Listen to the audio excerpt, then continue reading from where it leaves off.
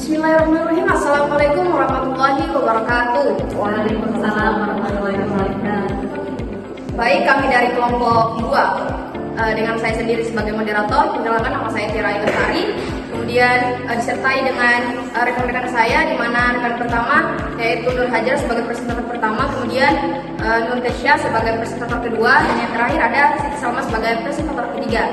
Nah, pada kesempatan kali ini kami akan memaparkan hasil pengujian software e-terapi mandiri dengan menggunakan standar ISO 20510, di mana dalam pengujian kami ini kami mencoba menguji 5 variabel dari standar ISO yang telah ada.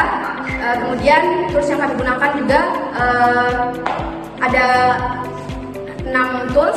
Kemudian untuk lebih jelasnya lagi, kita masuk ke pendahuluan, di mana e-terapi mandiri ini adalah sebuah platform digital marketplace, di mana dalam tampilan situs awal mereka menyebut dirinya sebagai aplikasi UMKM e-terapi mandiri, di mana dalam situs ini mereka menjual produk-produk hasil laut. Kemudian latar belakang yang belakangi laporan pada kali ini yaitu di mana ISO 25010 ini merupakan standar internasional yang kemudian digunakan untuk mengevaluasi kualitas perangkat lunak berdasarkan seharusnya 8 karakteristik, di mana diantaranya adalah usability, functionality, efficiency, reliability, security, maintainability, dan probabilitas. Kemudian kami mencoba 6 variabel, di mana yang kami uji itu antara lain usability, functionality, efficiency, reliability, dan security. Kemudian di sini kami sudah memaparkan juga bagaimana tujuan daripada ujian kami. Di sini tujuannya ada 3. Kemudian di sini sudah kami lampirkan juga alat serta sumber pengujian, di mana ada 5 metode, kemudian 5 juga tools atau alat yang kami gunakan, serta tujuan dan pemakaian tools dan metode yang kami gunakan.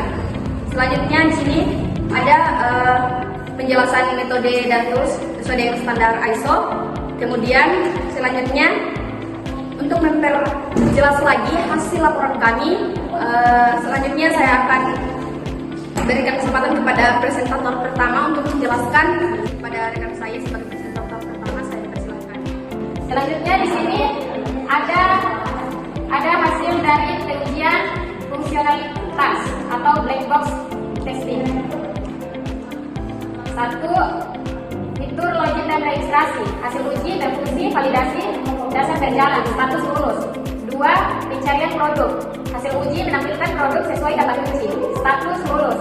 3. Desain produk, hasil uji berfungsi namun beberapa data kurang lengkap, status lulus. 4. Tambah ke keranjang, hasil uji kita berhasil masuk ke keranjang, status lulus. 5. Check out, hasil uji berjalan tetapi belum ada metode pembayaran otomatis, hasil uji cukup. 6. Upload produk, hasil uji penjual dapat menambah produk, status lulus. 7. Edit dan hapus produk, hasil uji berfungsi normal, status lulus. Ringkasannya secara keseluruhan fungsi utama berjalan baik, namun beberapa fitur pendukung masih perlu pengembangan. Baik, sekian dan terima kasih. Saya kembalikan kepada moderator. Oke, terima kasih. Presentator pertama, selanjutnya kita menuju ke hasil pengujian variabel efisiensi menggunakan tools atau alat Gitametrix yang akan menjelaskan pengujiannya. Presentator kedua kepada rekan saya, waktu dan tempat saya persilakan.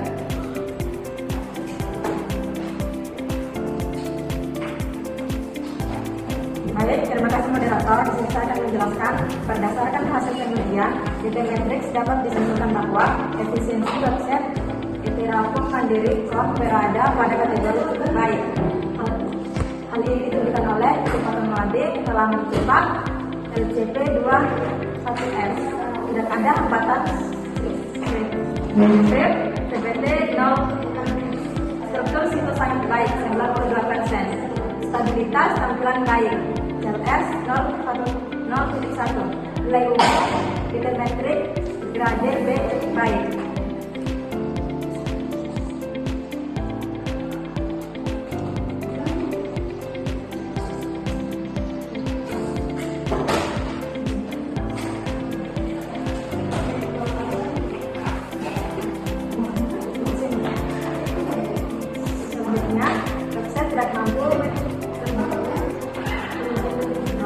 Selanjutnya, pengujian reliability.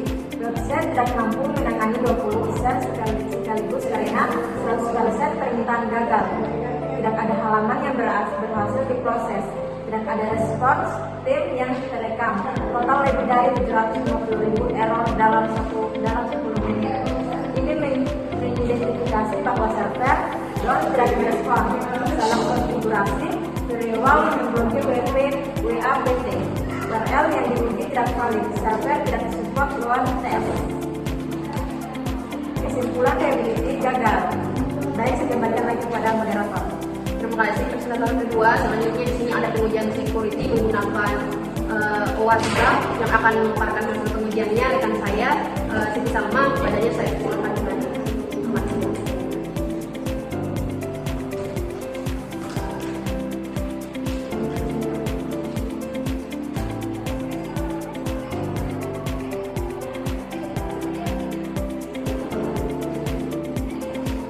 Baik, terima kasih moderator atas kesempatan yang diberikan kepada saya.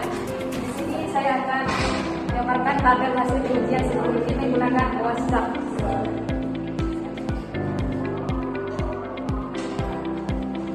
Baik, di sini ada URL, endpoint, federalmandiri.com, status kodenya 404. Reosonnya not found,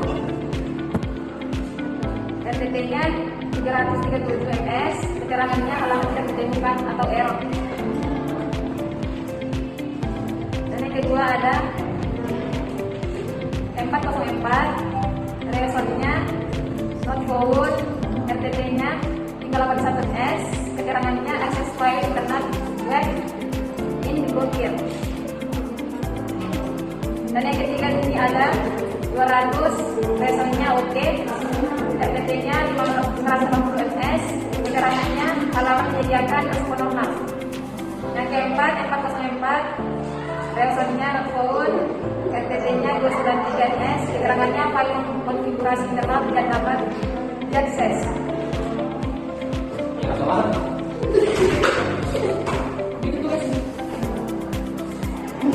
Kesimpulannya untuk pengujian security berdasarkan hasil yang diambil, sistem masih memiliki beberapa endpoint yang tidak tersedia file mapping sudah terlindungi 403 sampai dengan 404, namun masih ada alert yang ditemukan zap dan harus diperbaiki. Baik, saya kembalikan kepada moderator. Oke, terima kasih kepada presentator terakhir, di mana di sini kami akan memberikan kesimpulan umum terkait hasil laporan software federalmandiri.com menggunakan 6 variabel serta 6 tools yang telah digunakan. Berdasarkan pengujian ISO 25010 diperoleh kesimpulan di mana variabel security dengan nilai 78% dengan kategori baik, kemudian variabel functionality dengan nilai 82% kategori baik juga.